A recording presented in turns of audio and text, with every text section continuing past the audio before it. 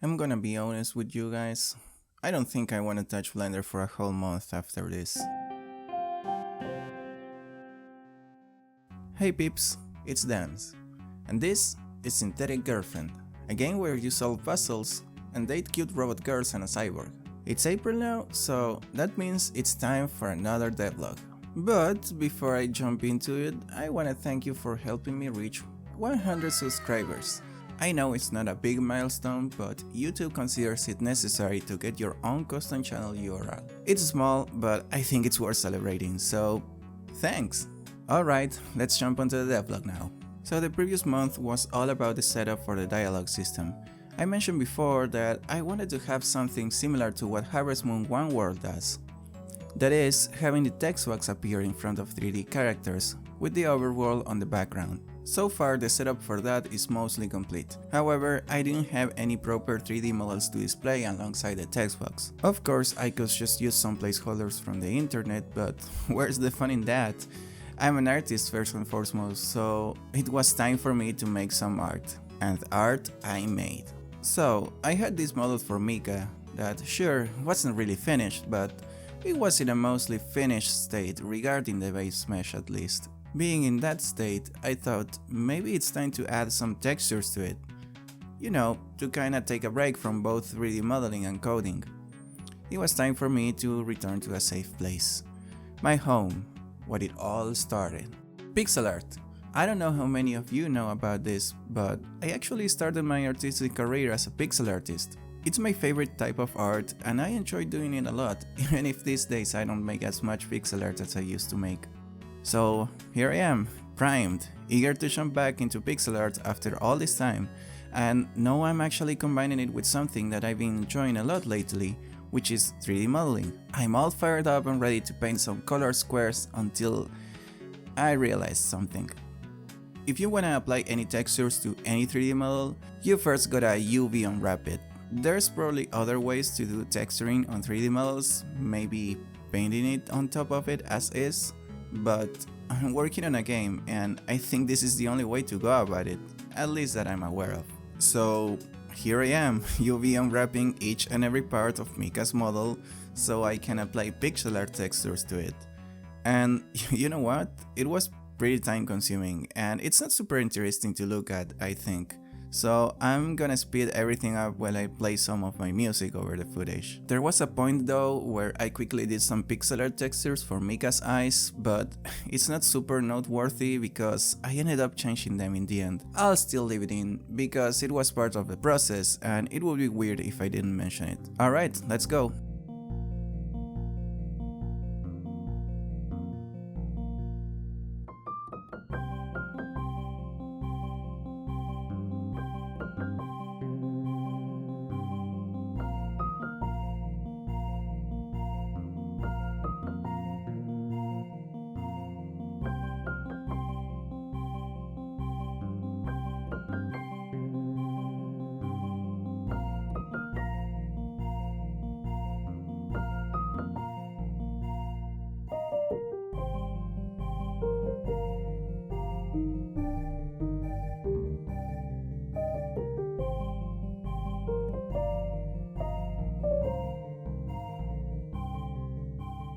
Since Mika has a prosthetic arm, I figure I should finally set aside some time to properly model it, which is what you are seeing here. This isn't by any means clean or optimized, but for a first version, I think it looks okay. This ended up causing me trouble later though, so I sorted the UVs a bit, in not the most optimal way by any means, but it was a start. I also think I lost the footage for this, but I tried doing some tests with pixel art textures and they looked all distorted. I did some research on how to properly handle low resolution textures like this, and I couldn't find anything useful. Bummer.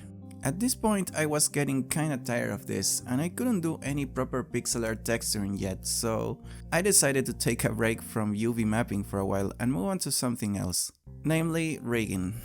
Oh, I also didn't capture footage for this, but if Mika's face looks different at this point, it's because I changed it a bit before proceeding with rigging. Here's a recreation of what happened. Nice. So here I am adding bones to the mesh, completely clueless of the rabbit hole I was getting into. I thought it was gonna be as easy as just adding them and then clicking this with automatic weights option, and that would be the end of it. But nothing is easy in game development, is it?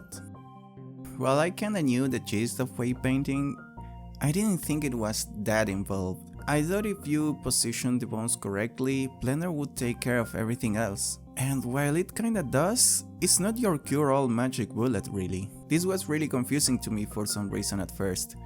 And I decided that rather than blindly following a tutorial, I could take some time to do more research and learn more about it. I spent several days watching all these tutorials, and slowly but surely, everything started to make sense. There's two channels that helped me go through this pretty painlessly.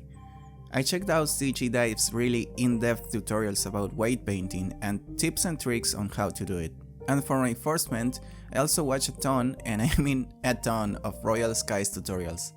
They are short and sweet, and once you get the hang of Blender, you can follow them super quickly and understand why he's doing things the way he does. One thing all tutorials mentioned though was that I should always be leaving auto normalize checked on. I didn't understand why at first, even after learning what it does, but regardless, I left it on since I'm a newbie and I don't want to cause myself any extra trouble. I wonder if it will become useful in the future. After doing automatic weights on Mika's mesh, I realized that they probably wouldn't work with how things were set up, since Mika's prosthetic arm is a separate object. My reasoning for doing this was that at some point on the story you will see her without it, so having separate objects made sense.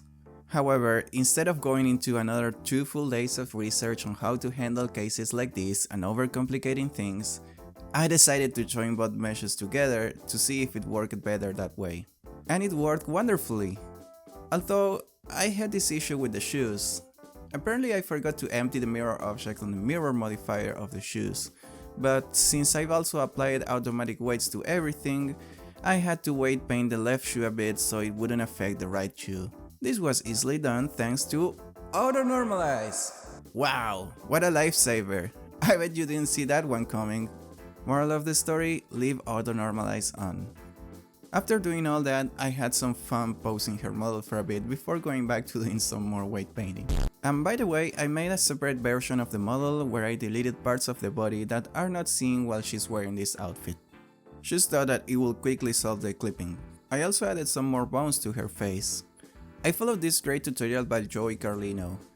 It's really good and it allows for a lot of freedom to make different expressions and such. Then I decided to add some inverse kinematics to both the legs and the arms. I thought inverse kinematics was something not really necessary in my game.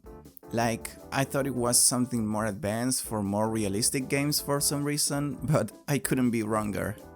Wronger? Is that a word? Anyway, after adding them to the rig, I could see how useful they will become in the future when animating the characters. I also added a head tracking bone so I could more easily make Mika look towards something or somewhere while animating. I wonder if this could be used in game too. Probably yeah.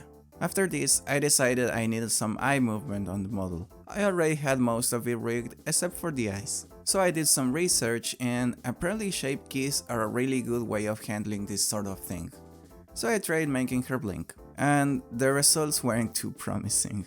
So I tried again, and again, and again, and I swear I couldn't for the life of me get the blinking shape to look right. I tried so hard and it always looked like shit.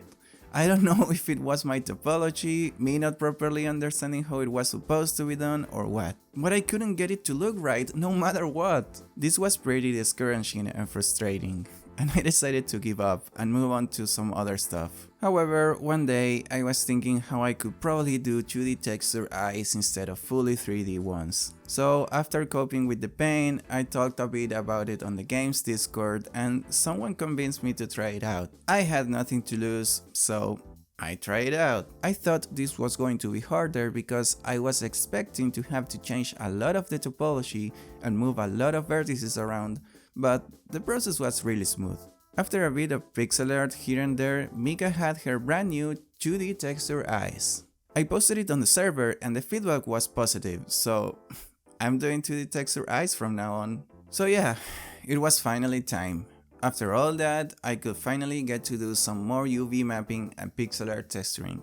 I gotta say, this was a really nice break from all the chaos of modeling, rigging and troubleshooting. Pixel art is like my comfort zone. I always know what to do, things always look nice, and I always feel comfy while doing it. Of course, this is not just pixel art, I still gotta do some adjusting on the UVs here and there, but it was a nice change of pace, and I could finally enjoy the fruits of my labor. The first thing I did was to reshape the eyes.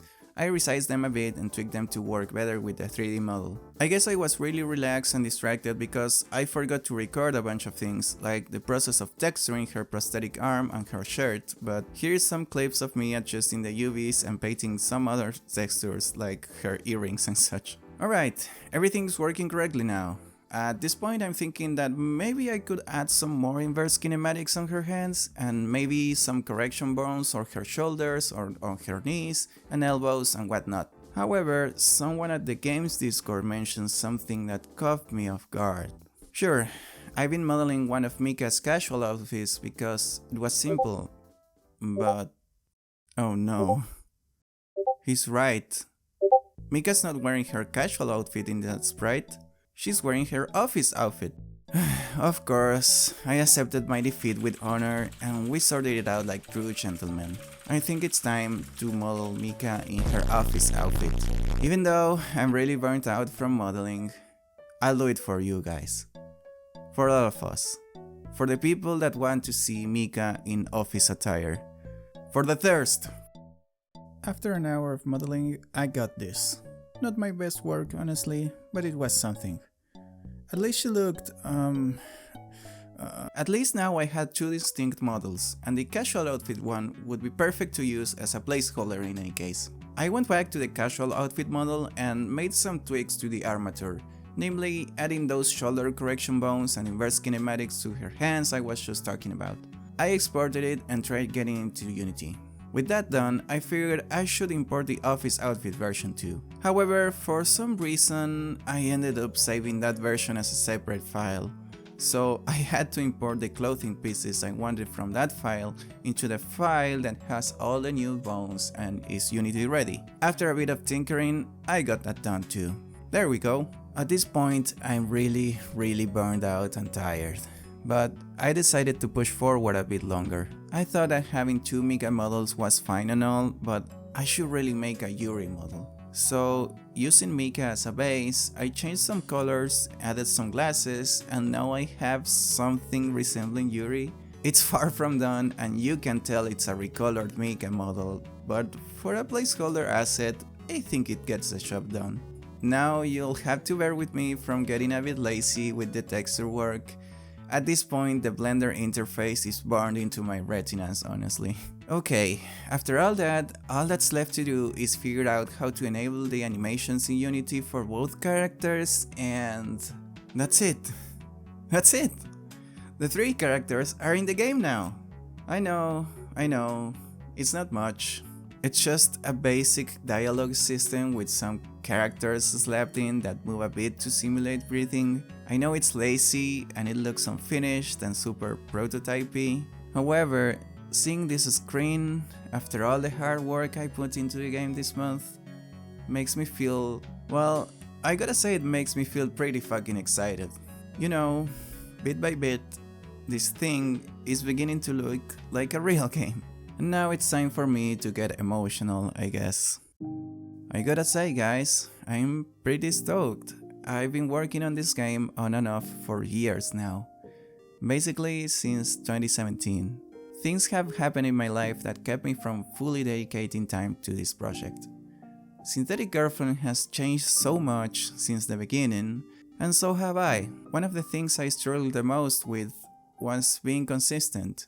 Before working on Synthetic Girlfriend, I tried making pixel art for other people, I tried drawing a webcomic, I tried working on a Castlevania-like game, and after that I tried drawing yet another webcomic. And throughout all those years, Synthetic Girlfriend was the one project that was always present, always there. First it was just a meme, then it was a song, then it turned into a visual novel, and now it's turning into a fully fledged video game. But it was always there, And even so, after all this time, I must say, I'm still really excited about it.